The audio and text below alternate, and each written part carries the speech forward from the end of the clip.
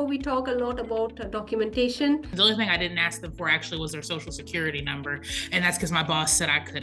So very happy to have somebody who just started this profession. Who's going to read this? How often are they going to read it? Is it going to be something they're reading when they're stressed? Is it going to be something they're reading when they're happy? What do you think are the biggest obstacles technical writers face when trying to build consistency in their work? It's kind of like iron sharpens iron. If you do something, AI can be good, but I also think that is something that you don't want to be overly reliant on. And what I mean by that is... Welcome to the Knowledge Base Ninjas podcast, where Gauri Ramkumar of Document 360 finds the best SaaS self-service knowledge bases in the world and then interviews their creators. Let's get started with today's episode. Welcome everyone to the Knowledge Base Ninjas podcast. Our guest today is Kylie Taunton, technical writer at Blue White Industries.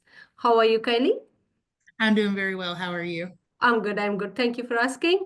And thank you for being my guest in this podcast episode. And now, Kylie, before we talk a lot about documentation, I'm very curious to know, how did you end up in this profession and how is it going so far for you? So I'm relatively to this profession. I've been in it for about 11 months. I actually started out as an internship for a technical writer, and they needed a full-time technical writer, and I was just like, sure, let's go.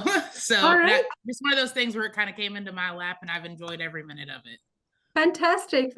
That's really good to hear, because normally I have guests who've got like few years of experience. Some have got like 25 odd years of experience as well. So very happy to have somebody who just started this profession as a career and enjoying so far. That's even nicer to hear.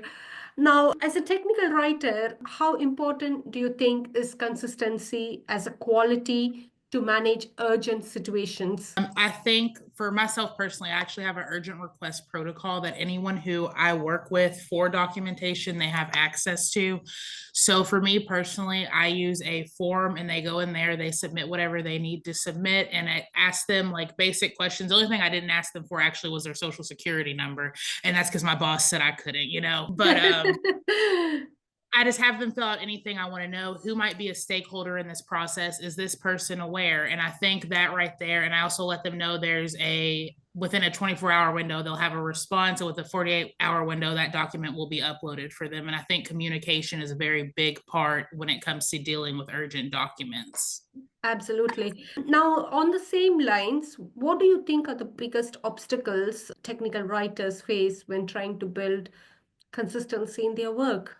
Especially because you spoke about dealing with urgent situations, right? I think one of the biggest challenges that you can face is sometimes the way you understand things isn't the way that other people understand things. So you may use jargon that other people may not understand.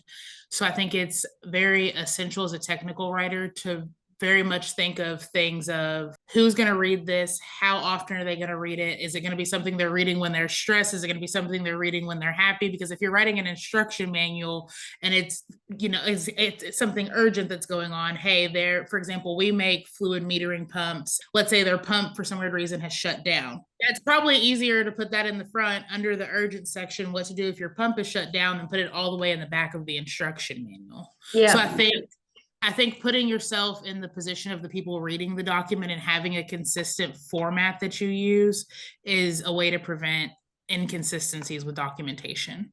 So keep the readers in mind while constructing your documentation. Yes, ma'am.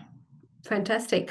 Now, in technical writing, where details matter, as you rightly spoke now, where you position the contents, how do you maintain quality while staying consistent? I think the biggest thing to maintain quality while being consistent is to just do it consistently. It's kind of like iron sharpens iron. If you do something every single day, but you make sure that you're going through and you're doing it densely, meaning that you're actually going through reviewing, hey, is this document that is attached as an applicable document, or is that document still a live document? Or is there an update that's needed to this document? Like sometimes as a technical writer, you can sit on your hands and wait for things to come to you. One thing that I've learned that works for myself personally is going out there and finding people, hey, this document hasn't been updated in a year. Do you have anything here that's changed?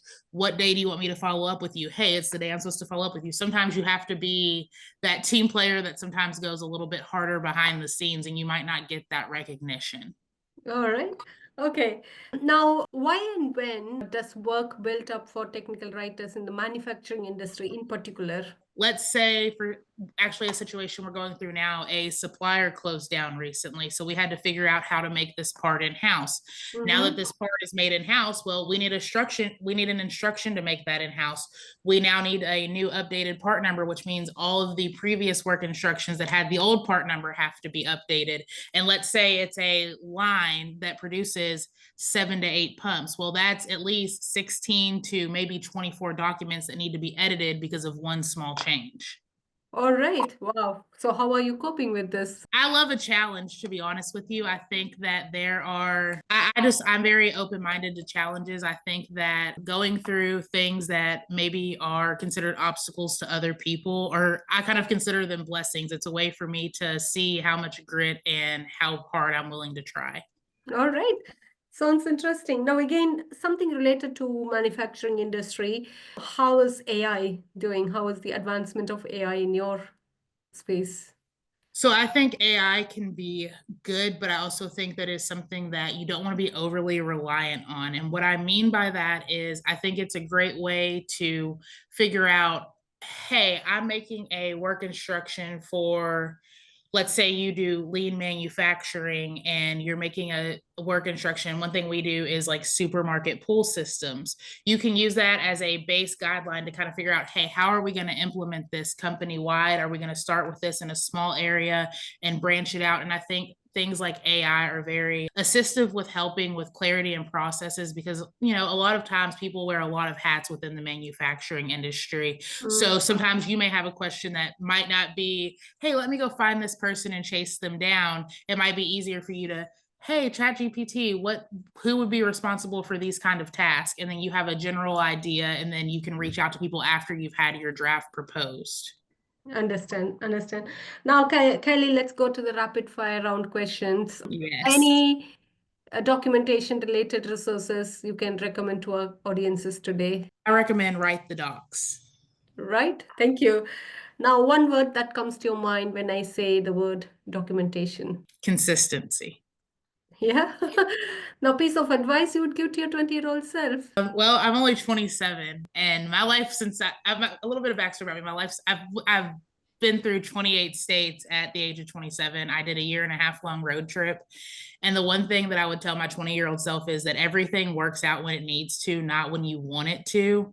And that may be the job, it could be the car, it could be where you live. Because I'm originally from Kentucky and now I live in Southern California. But had I have not went through 28 states, I wouldn't be where I am now, and I wouldn't be doing technical writing where I get to use my degree. You know, it's just one of those things, like sometimes you want everything when you want it, but that when everything comes together, it's a lot more peaceful than when you're forcing the pieces. Wow, that's really, really cool. Thank you. Yes. Now, anything else you would like to add today? No, do you have any other questions you'd like to ask? I think I'm all done. It's just so fascinating to hear different thoughts from your side. And yeah, it's been an amazing conversation the last 15 to 20 minutes.